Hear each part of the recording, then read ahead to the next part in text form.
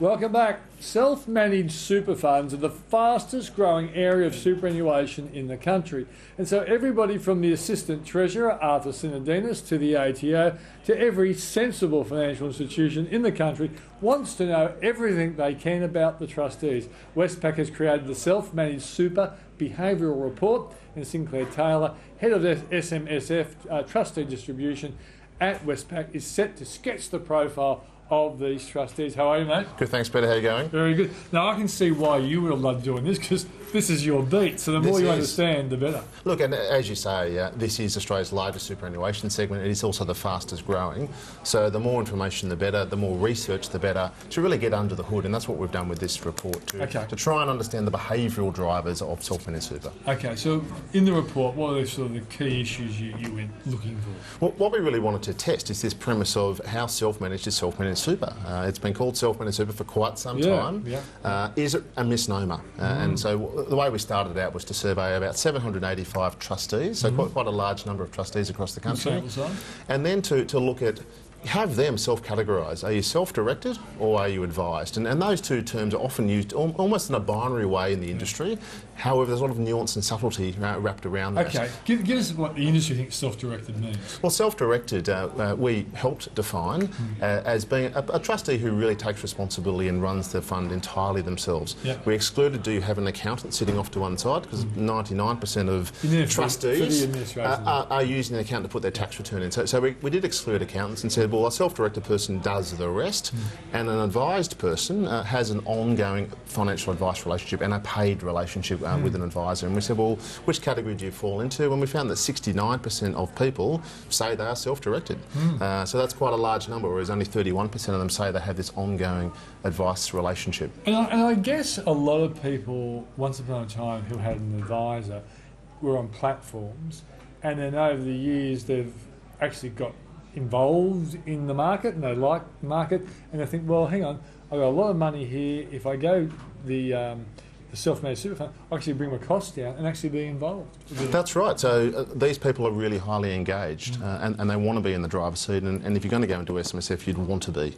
You want to be pretty active. You are on the hook legally and financially for your fund's performance. So it's your superannuation. It's not mine. It's not yours. It's your own superannuation fund. So you should be really engaged. But what we really found was that despite people saying, I'm really self-directed, 69% of people are self-directed, only 1.4% of all trustees actually do the whole thing end to end. So there's a real gap, I think, between the perception of trustees and the reality. Okay, and that 1.4% person is going to be, I would say, a retired accountant who really likes to invest and can do the administration really easy. Look, I think you've nailed it. It's either the retired accountant who's doing his own books or the working accountant. So most of us simply haven't got the time or the skills to do that whole thing end to end. So as I say, it was really about getting under the hood to challenge this notion of I'm self-directed or I'm completely self-managing.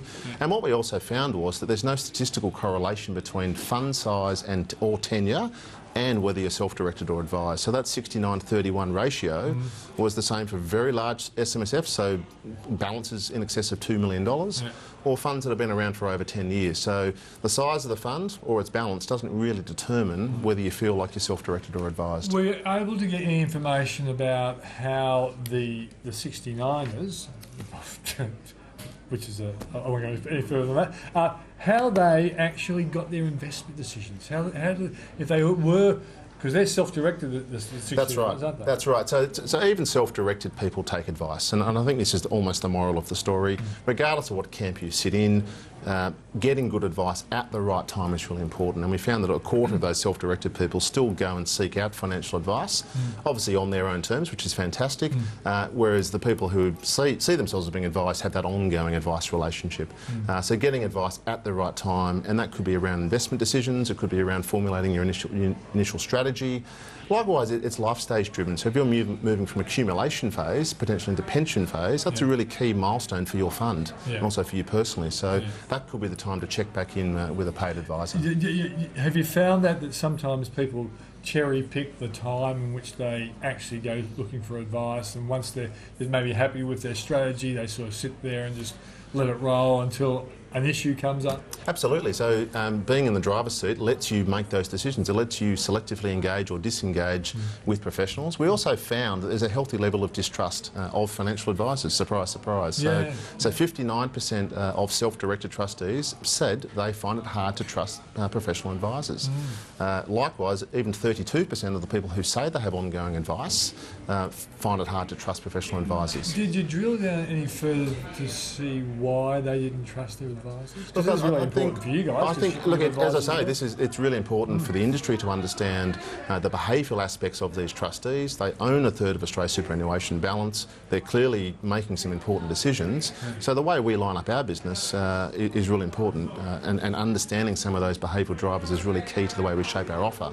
I think a lot of it really gets to building up trust. It's being open and honest. It's providing quality advice consistently.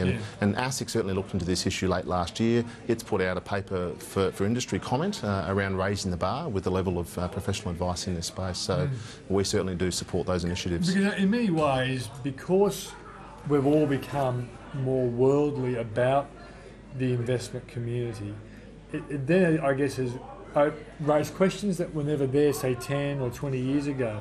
And so the industry has to respond, or the industry will be rejected by these very influential investors. I think so, and we also found that about 40% of these respondents to the survey had in fact worked in the finance or legal industry. So you've got a skew towards people who have high levels of literacy and financial literacy, people who are well educated and are very informed. So the bar is being raised just by the audience alone, which is a great thing, and they are asking probing questions and they're looking for good quality advice. Was there anything else there? Because you've been trying for at least the last 2 or 3 years to really profile and understand your customer base and your potential customer base. Any other aspects that even surprised you? Look, I think that looking at the allocations is always important. We're always keen to understand what people are doing and how they feel about their investment decisions, and that's always an ongoing topic of research. And we still see a lot of money sitting in cash. A lot of money, of course, now flowing into property. But yeah, that allocation, that diversification is a really important component as well. Yeah. And on the property side, Sinclair, I asked you this before. Is there a mad rush into a residential real estate from self-managed super fund, or is it still the small business person buying the premises that he's working in and basically shifting it from ownership outside self-managed super funds and putting it in? Look, the ATO looked at this very recently, and we're certainly very comfortable. We are the largest lender in this space. We're certainly very comfortable with the way our book is performing and growing. There certainly is growth, but remember, of course, less than 4% of all self-managed super funds borrow money. So a very small number of SMSFs are actually out there borrowing money. That's not to say they're not out there buying with their own cash, buying properties. But the allocation to property is around 15% of total assets. So 15% of the $530 billion estimated to be in this space does sit in the property sector. But as I say, only 3.6% of all funds actually borrow money. So gearing is not as large as a lot of people do suggest. So we certainly don't believe that there is some enormous bubble around property gearing. It is certainly very well controlled, and the bar is pretty high. To get a loan in this space, so you need to work pretty hard. Okay, mate. Anything else that you should let us know about? We've pretty well covered it. No, I think we've covered it. As I say, I think it's really about understanding the behavioural drivers and challenging this notion of being self-managed. It's certainly great to run your own fund. It really is, I think, one of the hallmarks of our superannuation system in this country, that you can self-manage your super. If you're going to do it, make sure you get advice at the right times. Yeah, exactly. Great advice. Great to see you, mate. Thanks, Peter. Coming up after the break, we'll be talking to Julia Lee about some of the investments that she thinks are really the goers for the rest of this year.